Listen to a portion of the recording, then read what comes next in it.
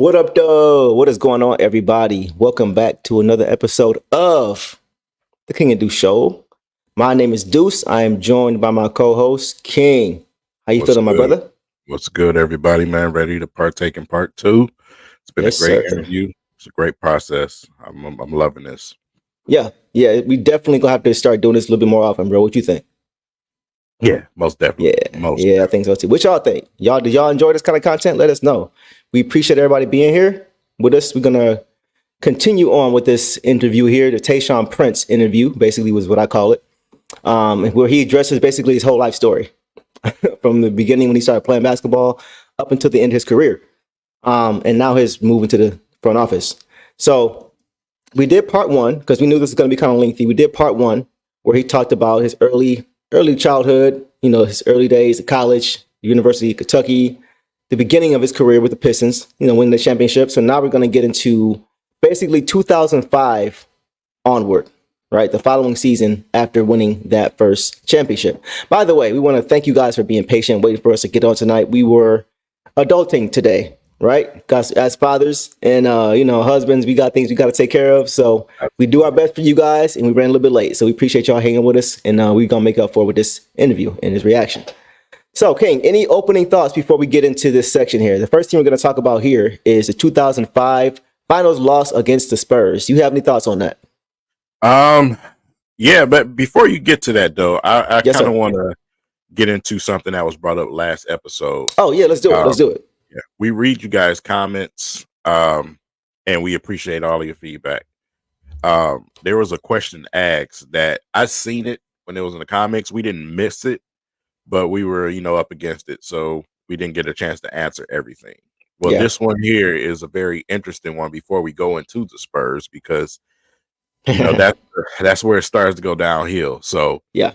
the question was from our guy Chris. Life with Chris had asked us pretty much who was the worst between these eras, man. And you got Joe Dumars 2008 to 2014. You got Stan from 2014 to 2018.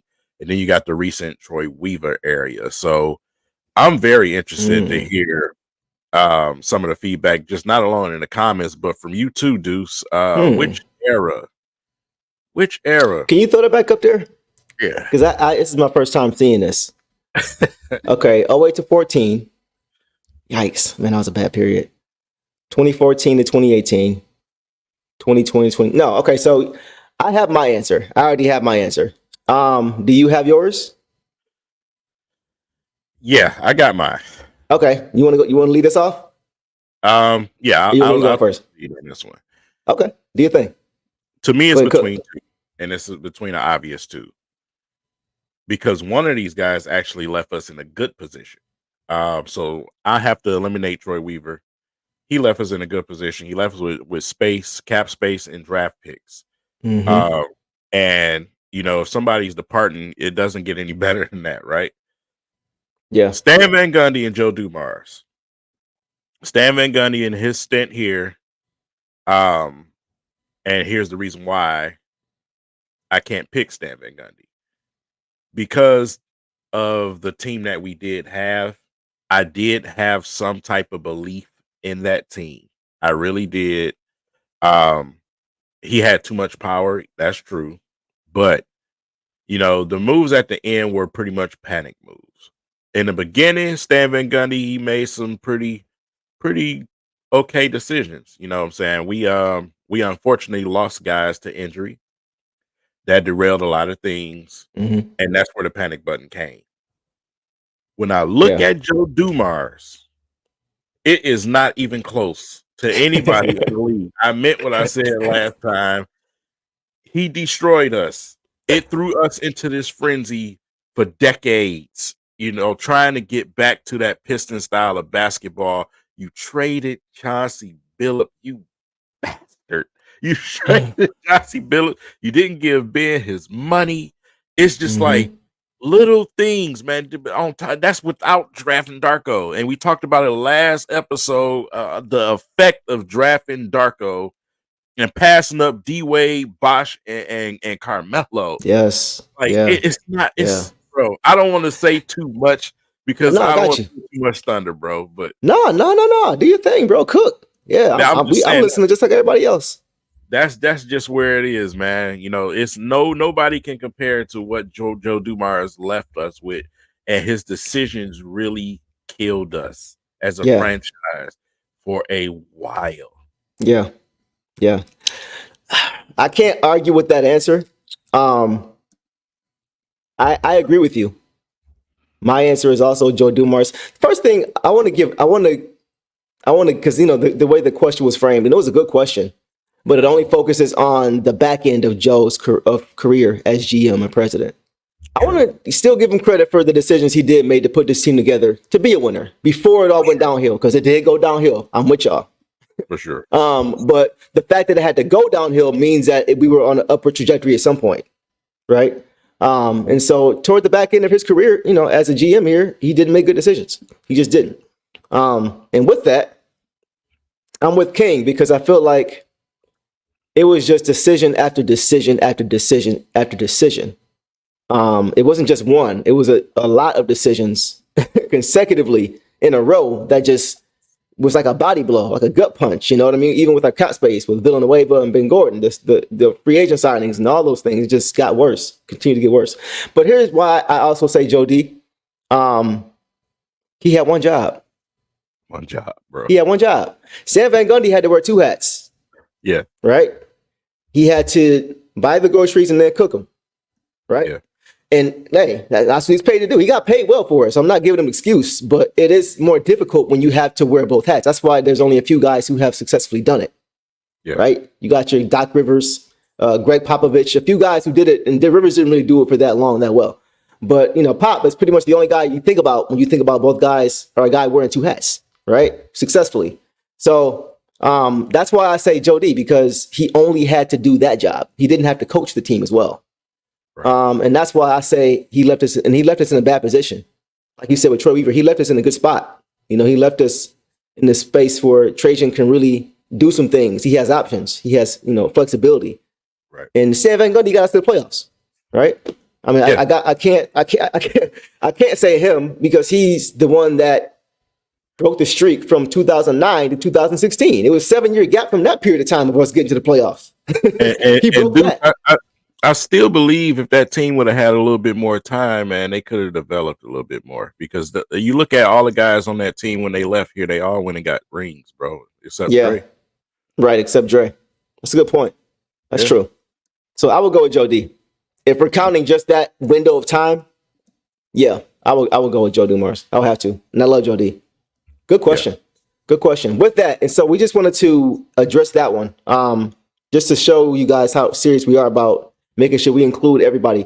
We love all the feedback we get from you guys in the comment section, but our community is growing thanks to you guys. So the comments are scrolling a little bit faster now. So we may not see every comment. So if we miss it live, if it's a question, or a comment that kind of relates to the topic, or adds to the conversation that we're having, just throw it in the comments and we'll do our best to talk about it. We'll either address it in the comment section, we'll reply to it, or on a live stream, on the next live stream, if it's really worth noting, we'll do it there. So we just want to make sure everybody feels like they're part of the conversation and that their voice is heard. So if we miss it, just throw it in the comments and we'll get to it.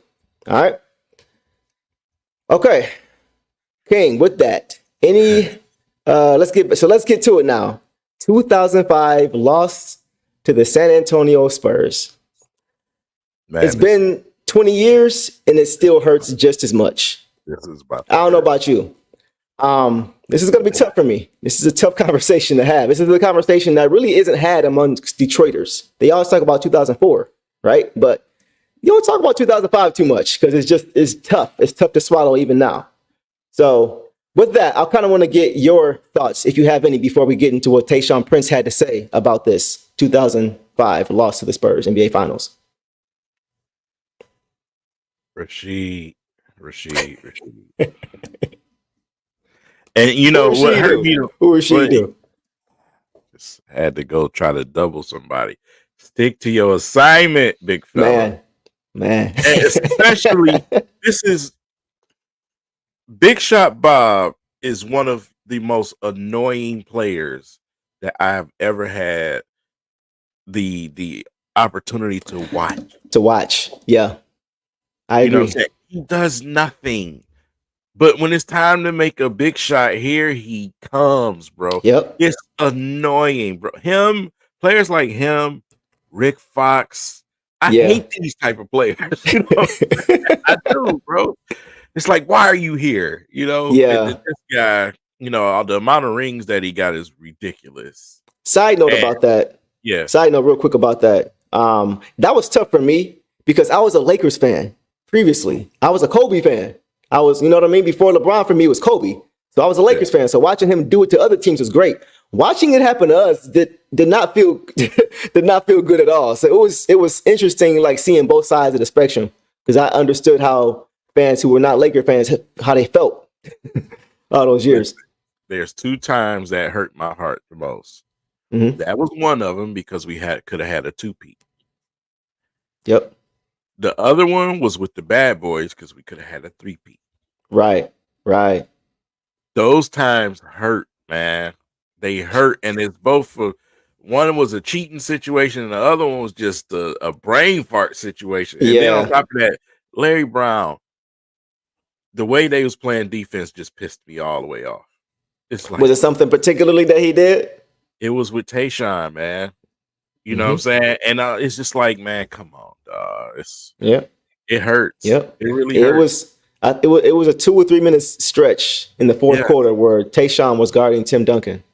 Makes no sense. I don't remember what period of time in the game, but it was a 2. I remember watching the clock and just asking like the TV, please take him off of him, because they kept dumping it down into the post and he kept scoring. He just kept scoring. So that was tough.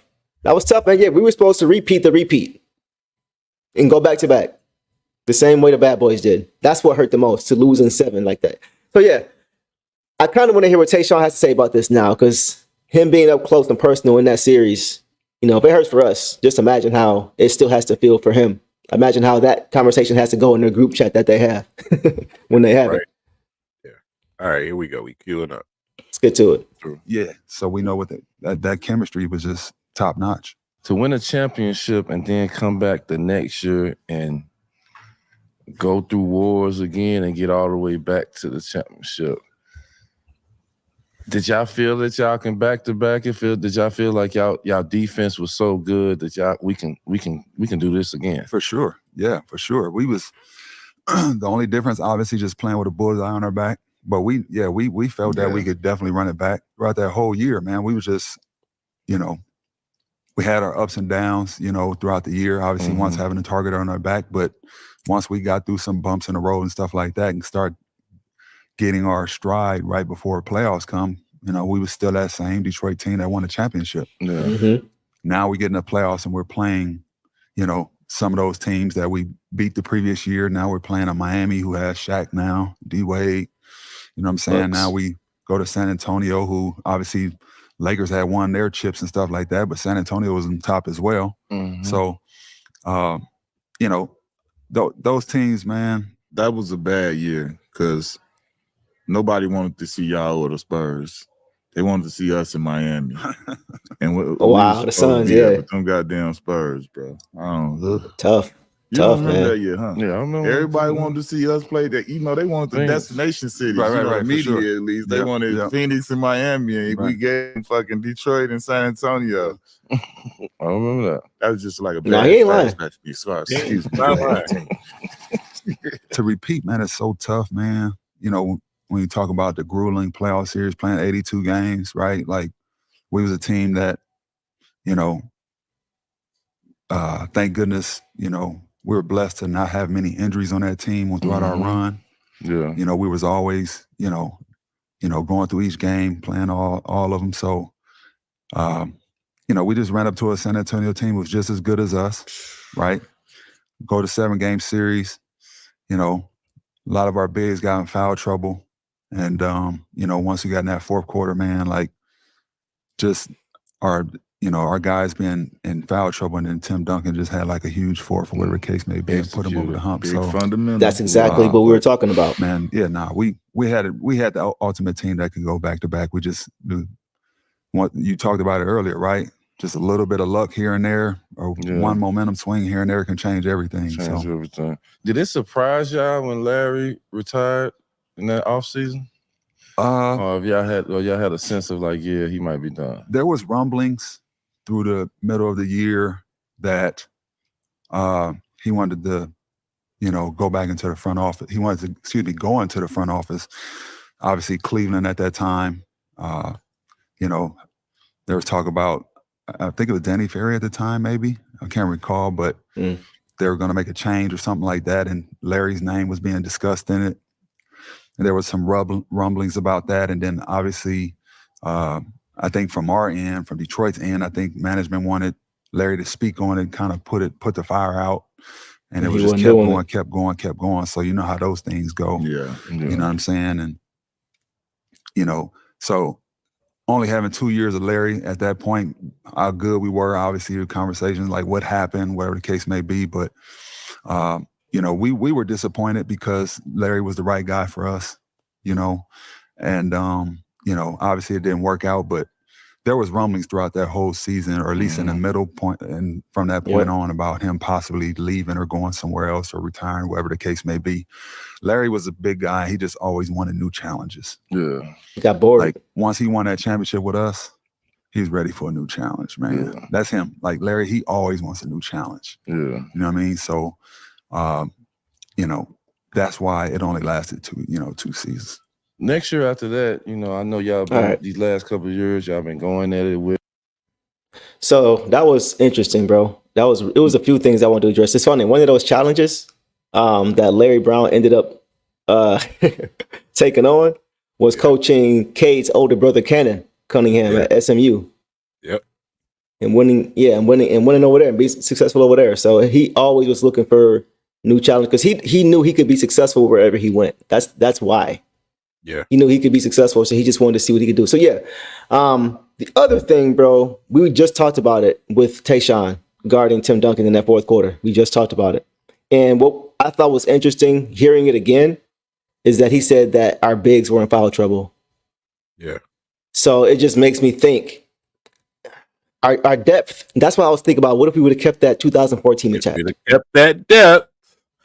If we still could have had, I would rather Corliss guard him than Tayshaun, just because of the girth, right? I mean, if you could have, and you got a Mehmet Okur that is also not available. Like, imagine if those guys were still available. If Mehmet Okur steps into a bigger role, plays more, you know what I mean? Like, plays more minutes. But that was kind of the problem. The Pistons didn't want to pay both of those guys. They didn't want to pay Rashid and Okur, and both of those guys were up for a new contract. So they had to pick. They had to pick Rashid because they just won a championship with him, right? It was it was unfortunate. Like, that was why we lost. We were just too thin. It was home court advantage. We didn't have it, and we were just too thin. We had like a 7-man rotation. We were bringing in Lindsey Hunter and Tony McDyess off the bench, and that was pretty much it. The fact that we made it all the way back to the finals, that being is impressive. Agreed. That lets you know that it was more of, style of play than anything with this team. Why they were so successful, bro. It's just like I said, our depth was diminished like crazy. You know what I'm saying? If we would have had those same guys, man, it would have been a wrap. It wouldn't have been that situation in the first place. You know what I'm saying? So another thing he mentioned though, that at the beginning of the clip, we don't give them enough credit for how healthy those guys stayed. You know what I'm saying? Those guys really, really were available. True. And like I said, that right there is key alone in being successful as a team. Availability, right? You know what I'm saying? So, especially for our bigger guys on the roster, man. Just having them guys stay available was big for us. Yeah, you're right. They did. They were in very. We did. They never really caught the bug. Nobody really caught the bug. I think a big part of that, and you mentioned it last stream in part 1 of our reaction, is that those guys were always together. They were always connected. They had group chats. The accountability was always there. Yeah. You couldn't run away from it. Not saying that anybody is now, but it's just a little bit easier to, take a little break here or there when you don't have the accountability always there with you. And I can only speak for the Pistons of that era and say that definitely was the case, because they talk about it all the time, about how they would always hold each other accountable with how they played on the court, their habits off the court, the eating, everything. They held each other accountable. And so I just think, like, to your point, that was a big reason perhaps as to why they were all able to stay relatively healthy, other than just being lucky too, because that does play a factor too. Right. And then, like I said, to play like Rip, you got to be in incredible shape, right? You know what I'm saying? Yeah. So, you know, the style of play helps out a lot too, because none of those guys had to do something so demanding on their body. Like a lot of, you know, we got a lot of high flying athletes right now in this league, and they're super athletic, but they're super hurt half the time. Right. Because your body is not meant to be doing that type of stuff for that long of a stretch, you know. So dudes can't play entire seasons no more. That's why you have so many guys using those days, taking those games off. Low management. Your bodies can't handle that, man. Yeah, for sure, man. It's funny because Tayshaun actually said that too. He said, you know, playing every game. He said that he kind of slipped it in there, but I think he was kind of hinting at the fact that it's not the case anymore. So yeah, it's just different time, man. Different time. But one thing about Rip that I wanted to highlight is, you know, we always heard about him having his own personal chef. And he always stayed on top of his diet. So yeah, it's important, man. And we see it paid off for him. Yeah. Absolutely. Yep. With Indiana, but then Shaq go to Miami. And that creates a whole nother monster. Okay. Pause real quick. You have to deal with it. Before we get into this, do you have any thoughts about 2006 because we beat the Heat in 2005 in the Eastern Conference Finals? It's funny because she was actually the hero of Game 7 that series. He made some big plays, but it was just interesting. So, like, do you have any thoughts about that finals? Like, you know, coming back off the 2005 loss, like, okay, we about to rebound and get back to where we were. What are your thoughts on that series? I think the Pistons were up against it by that point. I think it was the decline was starting to happen. We were a little bit aged at that point. And plus roster still with the diminished roster, it just wasn't enough to go against some young guy, you know what I'm saying, coming in like that. That should have been on our team. But it was just too much for him, man. And like I said, Miami was running and everything else. Like I said, with these guys, we got these guys together at a point of their career where they've already been playing for a while. I think the time limit just didn't match up for us when we ended up facing Miami. Yeah. So timeline. I said time limit. Timeline. I know what you mean. I got you. So basically, that 2006 team was the 1991 Bad Boys team. Where here comes Jordan, is young, you know, up and coming, and he's been knocking at the door because remember we had beaten them the previous year in 05. So you feel like that was probably the start of the decline after 05. I would agree with that. I would agree with that. And having Shaq back over there too for revenge season after what we did to him in 04, you know, gave him a little more initiative. Yeah, I agree, man. I think, you know, even Shaq at that time wasn't the same old Shaq. I agree. He was still enough, but he wasn't the usual Shaq, right? He was 20 points per game, you know, 7 rebounds, you know. But I will say this, and then we'll get into it. Watching D Wade in 2006, just watching just his raw ability and saying, wow, like we haven't really seen this before in our playoff run like this. Not anybody like this. And just watching him, how he jumped up off the screen, I feel the same way about Anthony Edwards. It's the same feeling for me when I watch. I just wanted to throw it out there. It's just not saying he's gonna be D Wade, but the potential, like the way he 6'4", ridiculously, you know, like so all that. But yeah, just watching D Wade in that series, bro, I knew it was trouble time because I was before we even really got, you know, a healthy dose of LeBron. It was D Wade really first. I'm probably sure Kevin Durant and them felt the same way Tayshaun them did. Because Anthony Edwards was giving them everything they didn't want in Phoenix. Right. Yeah, exactly. 100%. Well said. All right. Let's get into it. Going to the Miami series the next year because y'all could have went 3 in a row for real. Right. The thing about it is, man, when you beat a team in the playoffs and you play them again, man, they make changes to their roster once again. How I talked about early, right? When we played Jersey and we got swept, we're trying to figure out what we got to do next to top that, right? So we had beat Miami the year before. They're trying to figure out how to improve their roster, whatever the case may be, already on top of with the players and the talent that they had. Mhm. Now Shaq's there another year with D-Wade. Mhm. You know what I mean? So now that chemistry is getting better. So, once again, same situation. And then obviously that was the year that Pat Riley came back and coached them, right? Yeah, yep. Right before the season Van started. Gundy was there. And so now that happens, and trying to get their chemistry and all that stuff. So once again, man, when you got two great teams and playing each other, one series, play them again in the next series, man, it's always tough to beat those teams, 2 times in a row. Yeah. Then obviously you had hungry D-Wade. Yeah. Obviously that was that year. You know what I'm saying? And they go that team was great, man. Once again, it was, a defensive battle. Like anytime teams played against us, it was always a defensive battle. But yeah, definitely great Miami team. The next year after that, I didn't think anybody could score 40,000 points for an NBA career. Okay, I think that's it for LeBron James Miami. averaged a triple-double in all-time points, but one of the most memorable. Yeah. Thoughts on his thoughts? Totally agree. Yeah. Totally agree, man. Like I said, this was just what I was saying, man. You got a young and hungry D-Wade coming in here, another year with Shaq, and they pulled everything together, and it was just too much at that point. Yeah. Where the Pistons were, it was just too much for them. Yeah, it was, just a passing of the torch. The Pistons window were still comes open, and then it shuts. That's just how it works. That's how it works for everybody. Yeah. Yeah. That's pretty much how I felt too, bro. He hit it on the head as far as talking about how, when you play teams in the playoffs and back-to-back seasons, it's tough. You know what I mean? Because that team remembers that you beat them. Yeah. They're probably focused on you more than any other team in the playoffs. Right? Because you're the team that they know for sure they haven't beaten yet. So they're like, okay, how do we beat this team? So we saw what, like he said, we got beat pretty badly by the Nets in 2003. We came back in 2004 and beat them in 7.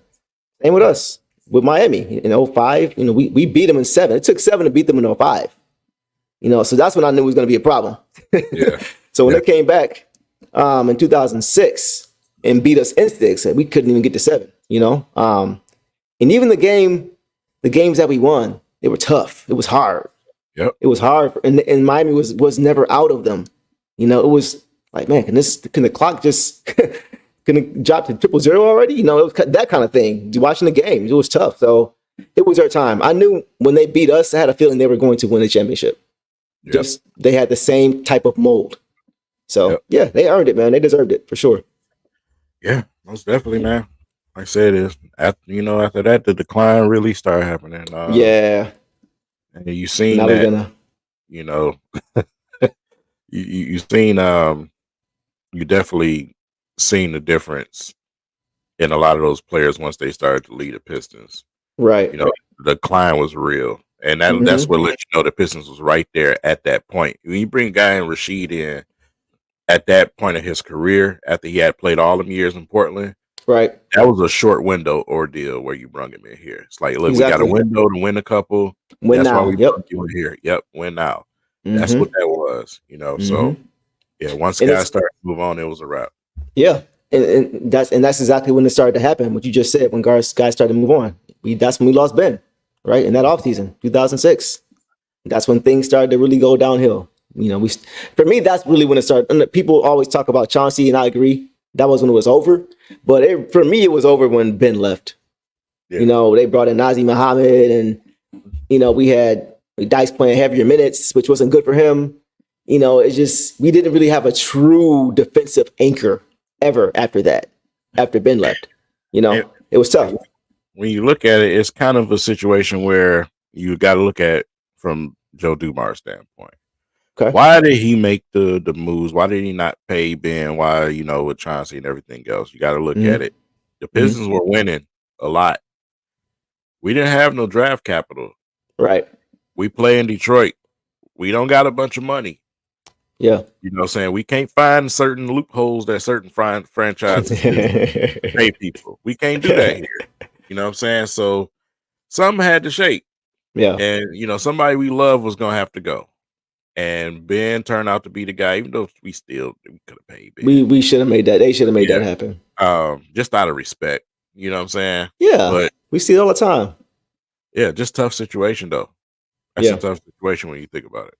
Yeah, it was, man. It was. So for me, that's really, the Chauncey was the nail in the coffin for me. But when we lost Ben, I knew it was over. I knew we weren't gonna get back to the promised land unless we got somebody of that caliber. Which take the heart out the team. Right. Exactly.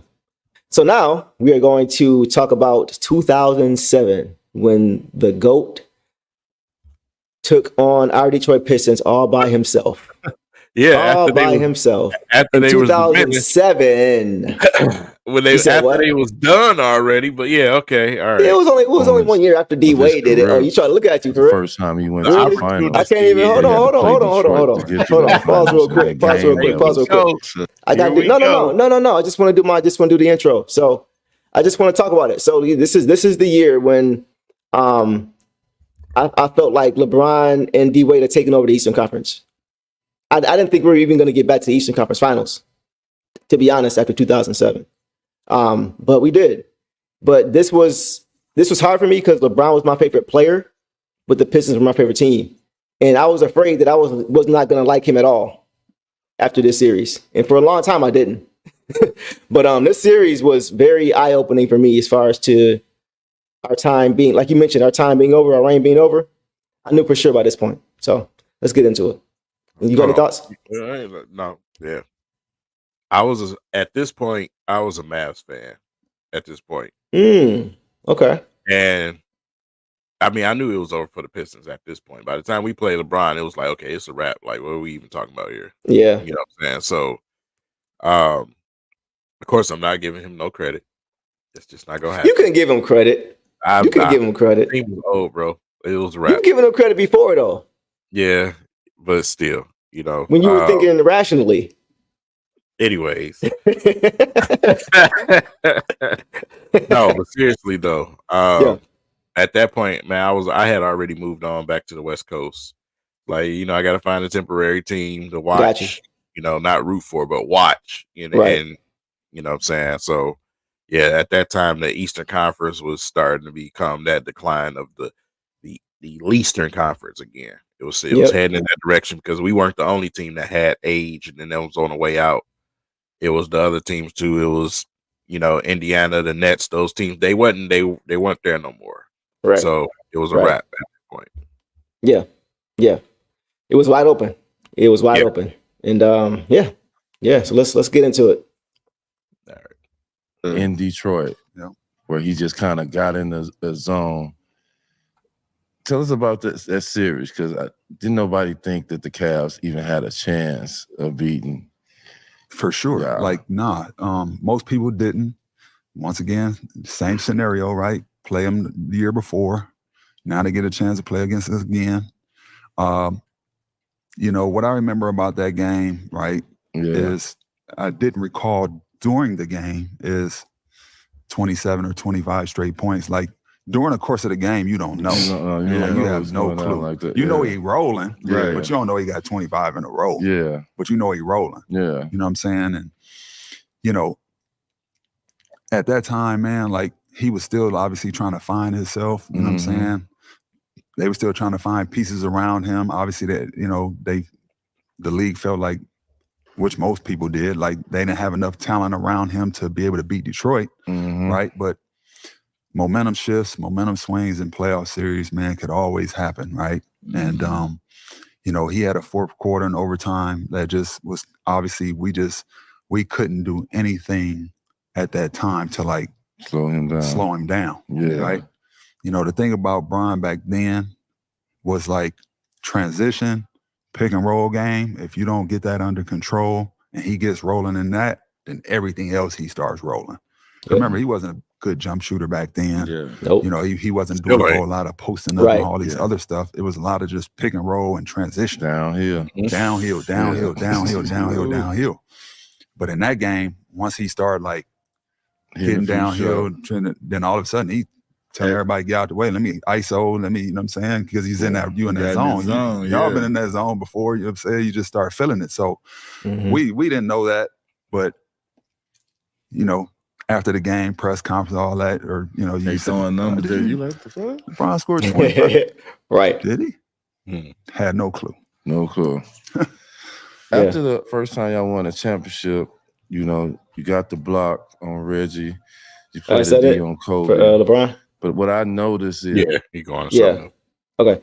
Man, so I want to address this comment. Origin of Z. We didn't have Ben Wallace, bro. This is why, bro. We know. Yeah, Ben Wallace was not there in 2007. Here's the thing you got to remember, though. 2006, he was there, and LeBron still took us 7 games. LeBron was coming either way, bro. He wouldn't have scored 25 straight if Ben was there. I give you that for sure, right? Ben gonna foul out before he allowed that to happen. He just But LeBron was coming either way. The same way D Wade was coming either way, right? We beat D Wade, then what happened? Next year he beat us. So 2006 we beat LeBron in 7. The same way we beat D Wade in 7.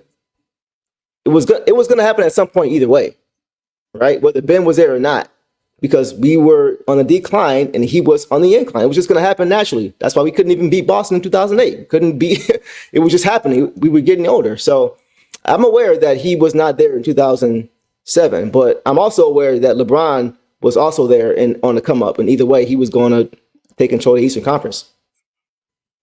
On top of that, he was the incoming face of the league. Face of the league. Yep. That's just what it is, bro. We know how that goes in this league.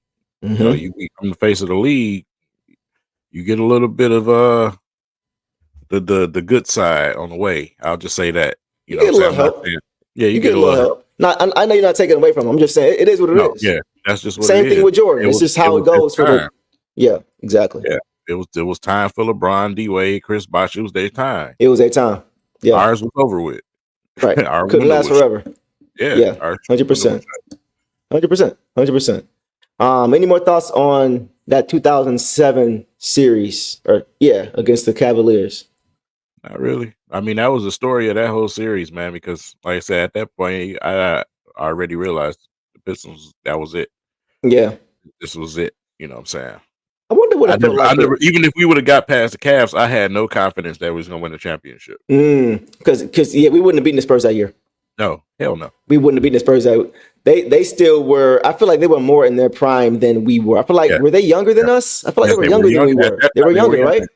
Yeah. Ginobili them would have tore our ass up, man. They were right in there. Yeah, because they swept Brian. Brian couldn't even get one. I mean, this team wasn't great, but still beat us. And they swept them. You know what I mean? So yeah, Ginobili was in his prime.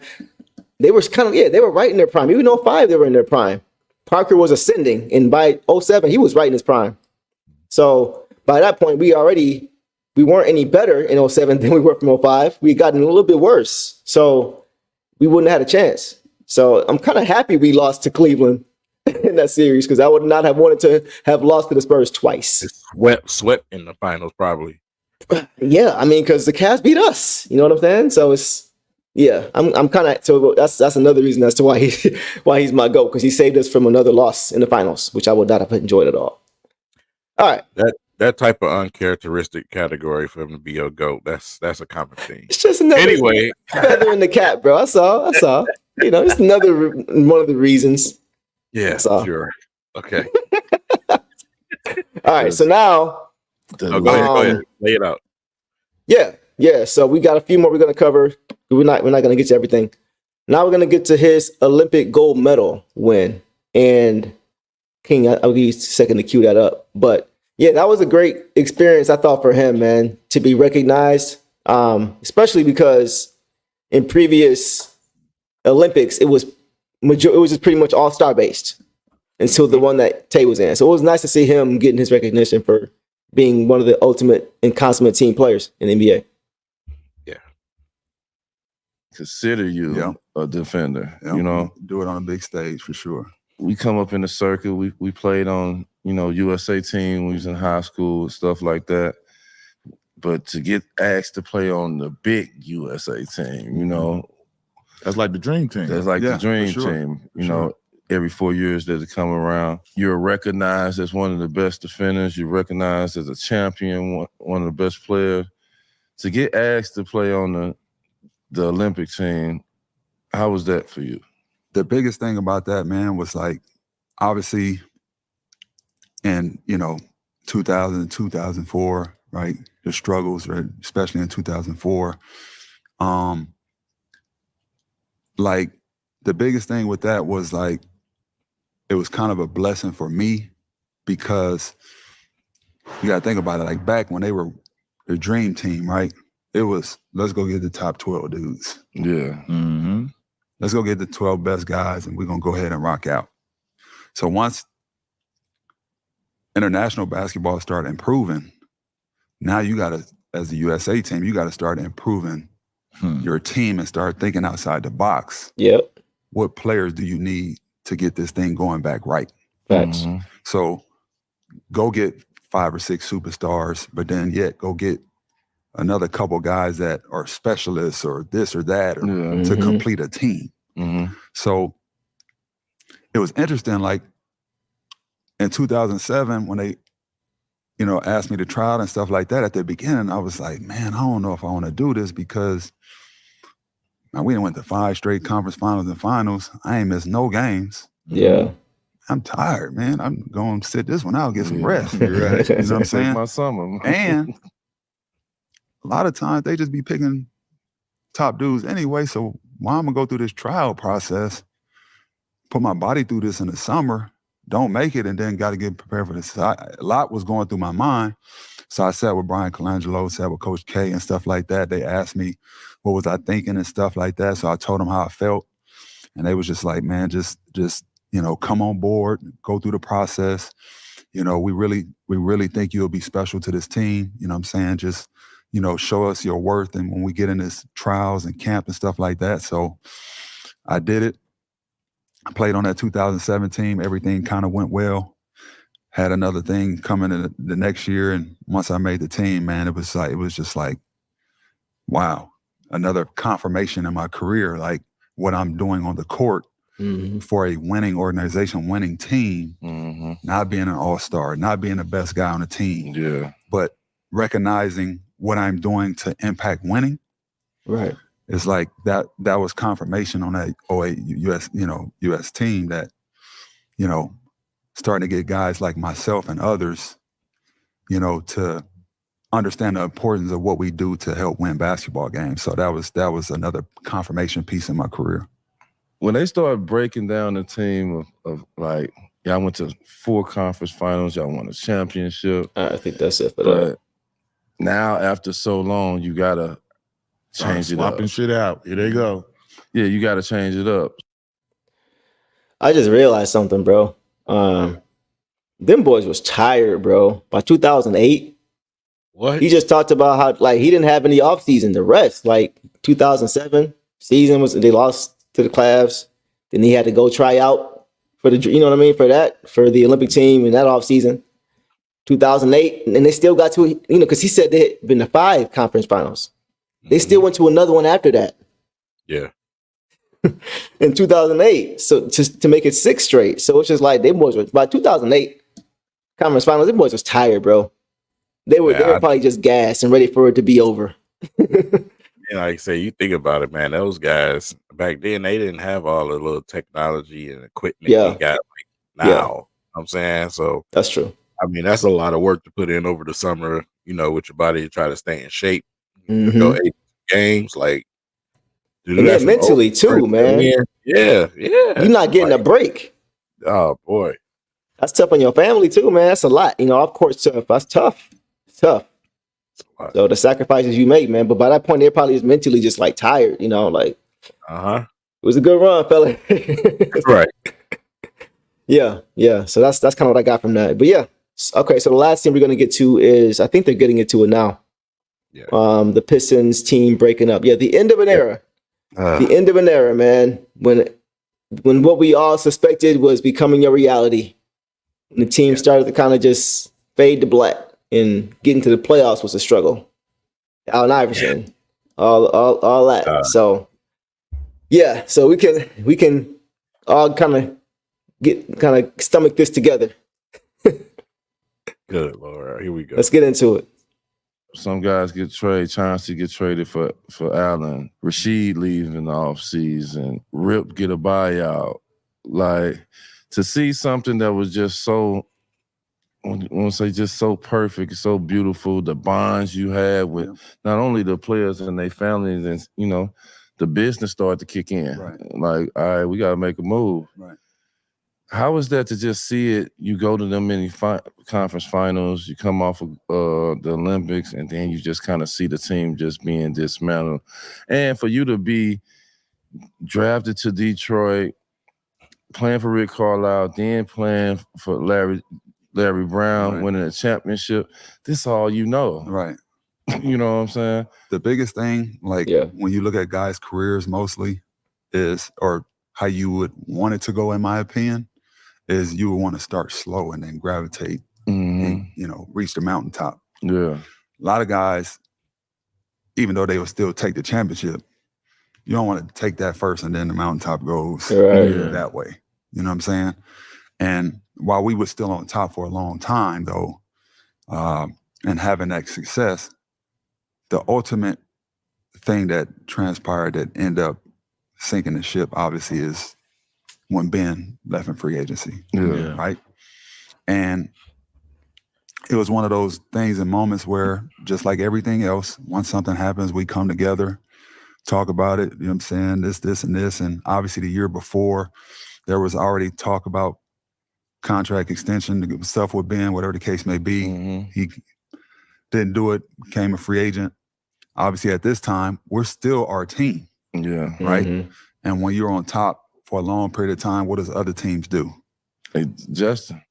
They're going to go take one of them guys, try to break up that core piece. Yeah. Knock We them give off. you that money over here, man. You see what I'm saying? And Chicago came in, Ben talked to us about it, whatever the case may be.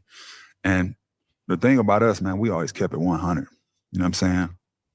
He laid everything on the table in terms of what Detroit was doing, what Chicago was doing, this, and this, whatever the case may be, whatever. We was like, man, if you don't get on, you know what I'm saying? I'm saying, like, we gave him a crazy man, deal. we gonna listen, we gonna miss this. Not really. But this is the right thing to do. It's time. Life You know what I'm changing saying? money. Like, this is That's real. we can keep rocking and still be us, but this is it, man. So that was the first piece that kind of like, and then you talk about the Johnson trade, right? Yeah. So at that point, everything just started trickling down. And then obviously, you get to, like you said, Rip. I'm like, all right, man, I'm the last man standing. Like you said, like, I know they coming in the you said what's going on. And then, we struggling, you know what I'm saying? Then obviously at that point, we're not making the playoffs no more and stuff like that. So, man, everything just started trickling down from there. To see this landscape of the business now, all you known is Detroit. So now. Man. Yeah. He said it, man. It was a domino effect. We had opportunities to still, stay afloat. We had cap space. We had flexibility. We just didn't use it properly, man. We just didn't. Even for me, I just feel like it still wouldn't. You took the heart and then the soul right after it. Yeah, exactly. Or vice versa. Because like I said, Chauncey was the leader. Ben was the heart and soul. And when you take them two pieces and move them out, bro, it's you're rebuilding. It's like you literally lose the identity of the team. Yeah, you're rebuilding at this point. Yeah. And we talked about it with Joe Dumars. Joe Dumars just was not the guy to go out and draft guys, things like that. Right. That just wasn't him. Yeah. It was tough, man. We were spoiled. We were spoiled for about 7 years with good competitive basketball. 2003 to 2008. Even 2002, we were still getting the playoffs. We were spoiled, man. And we had a nice, slow, steady incline, right? So, not getting to the playoffs, man, just watching, domino after domino just fall was hard, man. It was you're slowly just losing hope in your team as far as being competitive, to get to the finals and things like that. It's just like, when we get swept by the Cavs in 2009, when Iverson's here, we don't get a game. And and it was tough. And that's when he had cut his hair and everything. It was bad, man. It was tough. So that was really it. You had Rip and Iverson going at it. Who's going to start? Who's going to come off the bench? They both upset because they're not starting. You brought somebody here that didn't want to be here at all. Right. Even when he got here, he still didn't want to be here. It's funny because he said that what he wanted to bring Detroit a championship. I remember that vividly. Yeah. Yeah. Press conferences don't mean squat. Man. Man, oh man, oh man. Yeah, that was tough, bro. That was tough. So that was the second half of this interview that we wanted to cover with y'all. Everything else he talks about here is pretty much about, as you see, Memphis and other things. But we wanted to tackle the Detroit topics because as Detroit fans, that's really what we care about, right? And so, yeah. Anything else you want to hit on, Kim, before we get out of here, bro? I thought this was a really, really good interview, man. A lot of. Go ahead. No, I just want to say, y'all guys, you just get yourselves locked in, bro, because we're gonna do this a lot more. There's a lot of little jewels out there, man. Some podcasts, with some great Pistons legends, man, Mm-hmm. and there's a lot of good cookies, man, that we can pull and we'll react to them. But this is a start. If there's any that you guys want us to react to, drop in the comments. Like, we love doing this kind of stuff. You know what I mean? Of course, with the season revving up, that's going to be the primary focus, right? With the updates and what's going on and what it's looking like. It's a very important season. But when appropriate, when we have time, we want to sprinkle these in too, just to kind of change things up a little bit. So definitely let us know if there's any particular that y'all want us to kind of react to, and we'll see if we can get that done for sure. All right. Yeah. So we going anything else, bro? Anything else, man? No, that's it, man. Just make sure you guys, like I said, just keep engaging, leaving in the comments, the feedback. It's appreciated. We want to know what you guys want to watch. We're here for you. We're here to create content for you. I want to know what you guys want to watch. So keep leaving it in the comment section, man. And we'll try our best to get it to you. All right. On that note, we appreciate y'all showing up and showing out as always. And until next time, Detroit versus everybody. Peace.